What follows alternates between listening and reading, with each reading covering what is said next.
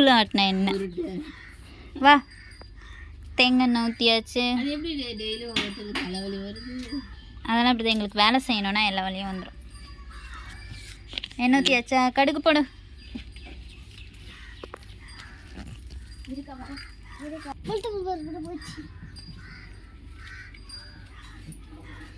எப்படி இப்படி எந்த குப்பையும் தெரியும். வேர்க்கடலை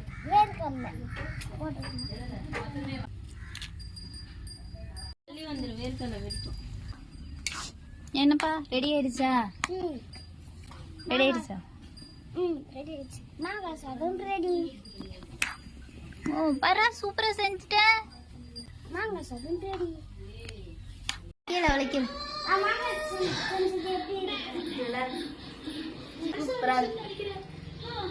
நல்லா இருக்கா நீ செஞ்ச மாங்காய் சாதம்?